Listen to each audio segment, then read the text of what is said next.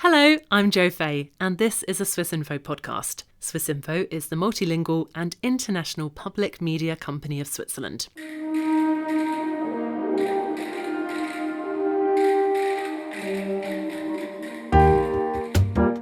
Welcome to our last episode on the science scene in Davos. Today we're talking to a young team of researchers working on developing true artificial intelligence, which they claim doesn't yet exist. What true AI is and how they go about finding it is all in this episode.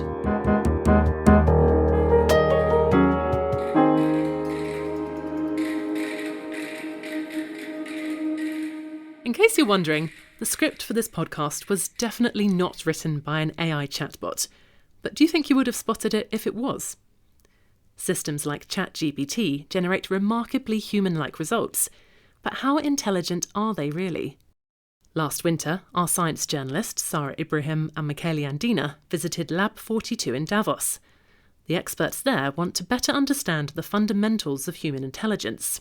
They're convinced that decoding the human brain is the key to developing AI and help humanity solve big issues like the climate crisis or finding cancer treatments. Over to Sarah. How good is artificial intelligence today? Will AI soon replace human intelligence? Wir sagen, richtige künstliche Intelligenz gibt es noch gar nicht. Real artificial intelligence doesn't even exist yet. A system that thinks and acts like us simply doesn't exist. And that's where our research goes. That was Daniela Suter, Chief Operating Officer from Lab 42. The Davos-based laboratory is looking for new approaches to AI. Instead of focusing on deep learning, Lab 42 tries to understand the principles of human intelligence. Hello, Jürgen. We met the Lab 42 team at a gala dinner in Zurich. Nice to meet you. Wir observieren Gaming-Verhalten. We observe gaming behaviour of talents all over the world. This is Pascal Kaufmann, Lab 42 CEO and founder. Und Leute, die in Spielen ganz hoch rangieren. We contact people who rank very high in ranking lists, or people from talent competitions, high IQ societies, or people who have good degrees, so-called artificial intelligence enthusiasts. We invite them to Davos for several weeks or months to do research with us. We have lots of questions about AI, about brain code, about the principles of intelligence. Our approach is different from the American or Chinese approach, based on deep learning and brute force computing. Our aim is to hack the principles of intelligence, which should require less computational power once you've figured it out. I think this is Europe's chance for a breakthrough, not with a lot of computers, but with quality. Wir möchten die Prinzipien der menschlichen Intelligenz verstehen. We want to understand the principles of human intelligence and then recreate them in an artificial system. We believe there are many intelligent people out there, each with a piece of the puzzle to understand this. We would like to bring them together in order to take this step together. Gemeinsam diesen Schritt zu gehen. Currently we have over 110 teams from all over the world who want to achieve a world record in AI. There are tests that no algorithm in the world can crack, not even ChatGPT or the other frameworks. It's recognised that if you could do that, you would be at the forefront of artificial intelligence. This made us curious. What are these tests that AI can solve? We called up Rolf Filster, Lab 42's research director. Okay, perfect. Yes, I can see it. Okay, so here we have a few explanations and also further resources for ARC. So, just to explain what's going on, Rolf is sharing his screen with me and takes me through Lab 42's online ARC challenge. ARC stands for Abstraction and Reasoning Corpus. The challenge consists of tasks for both humans and AI to solve. And each task requires another solution. And the idea is that you have two examples here. And you always see that some input is transferred to some output. What Rolf calls an input is an image of a grid with a pattern made up of light blue squares. The output image next to it shows the same pattern, but has some dark blue squares added to it. There are two such input-output examples. And now you have here this test task, and you have to add for the test also the solution. The actual test then gives you a third input pattern and asks you to complete the output image based on the two given examples. But if we then also add it here, for example, it says that it's correct. Each task shows a new grid of patterns with different colors and new problems to solve. The tasks also become more and more challenging. And we have 1,000 different tasks like this, and so each requires a new solution, but all of them are happening in this very simple, let's say, world. And yes, in these challenges, normally it's a machine who has to solve these. Exactly. So it can be solved both by humans and machines. And humans can solve in average 80% of the tasks. So some humans can solve only 60%, others can solve almost 100%. And the best AI approach which we have so far can solve only 20%. Really? Mm-hmm. And so, I mean, your objective is to find the best AI approach? Exactly. The idea is that if we are able to develop an AI system which is able to abstract and generalize, for example, that it's able to understand research papers and by that then come up with good ideas on its own. And it says, for example, hey, how about creating this protein and checking out whether it works or not for example, healing a disease or so on. And there's already a bit of progress in that area. But I believe if we are able to develop some AI which has some understanding of the world, then there can be much more progress. Because at the moment, AI cannot generalize, can just perform some tasks, but it's hard to ask to an AI to generalize, right? And one also never knows whether the results are really well confirmed or not. And so, for example, if you are chatting with ChatGPT, it gives you so often an answer which sounds reliable, but then if you do some research on it, you find out that half of it is completely wrong and it just sounds reliable. So I think ChatGPT is even, I would say, dangerous because it sounds like a person who knows a lot. And so you start trusting it. But the problem is it also tells you a lot of rubbish and it's just trained on millions or even billions of texts, but it doesn't understand what it's talking about.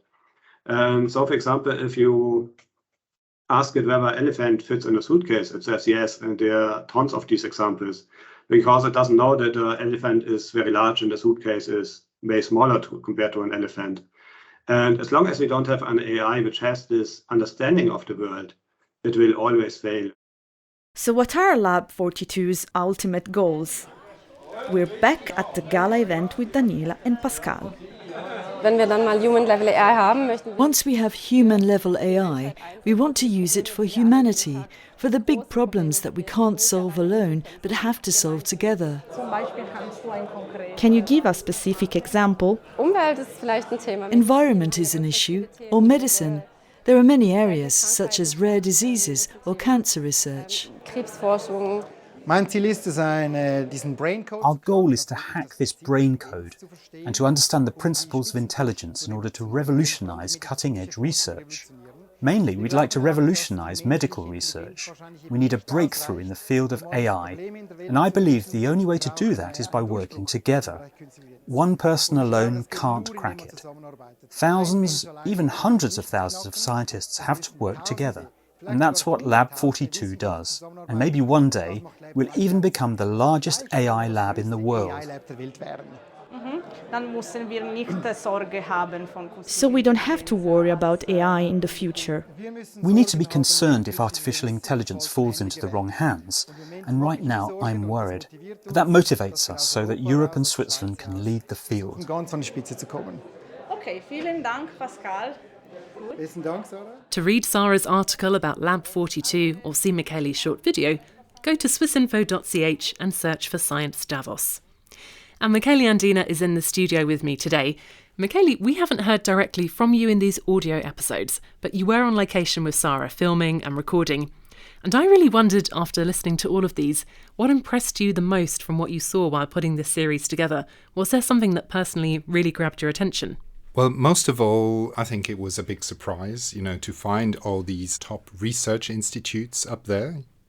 I've been to Davos many times for skiing or doing some filming on skiers and skiing. And Davos has been famous for a long time for tuberculosis treatments. But it was surprising to find other fields like AI, like, bone surgery, which is not so obvious for it to be up there. No, not at all. And that was something that really surprised me, actually, because I've visited Davos a few times and read a lot about its history in terms of medical treatments. But for this to be a place that is at the forefront of technology and research into these fields like AI and so on was really unexpected for me, I must say. So thank you, Michele. It's been great learning about all of these fascinating areas of research right here in Switzerland. This was our final episode about science in Davos. We'll continue bringing you selected SwissInfo audio on this channel, and we'll be back soon with more science with a Swiss connection.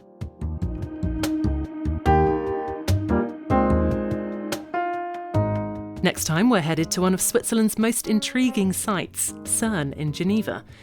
The European Organisation for Nuclear Research is home to the Large Hadron Collider, a 27-kilometre underground ring on the border between France and Switzerland. It's built for smashing particles. Now scientists at CERN are working on a new collider that will be much, much bigger. This episode was recorded and edited by our science and video journalist Michele Andina. For more content, visit our website, swissinfo.ch. I'm Jo Fay. Thanks for listening.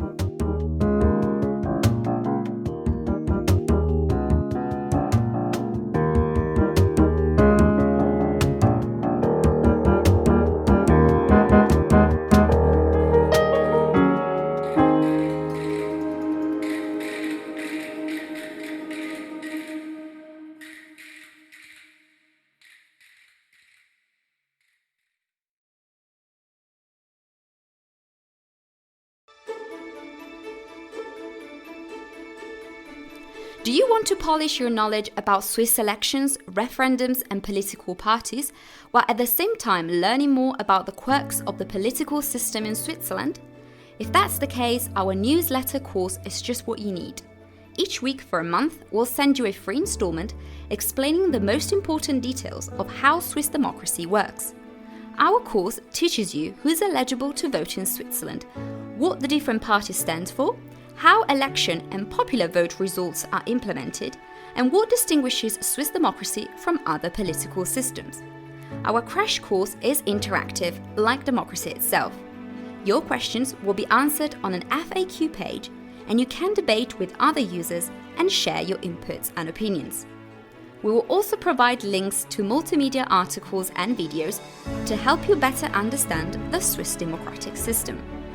Please join us and sign up for the free Democracy Crash Course newsletter at www.swissinfo.ch/democracy. That's www.swissinfo.ch/democracy.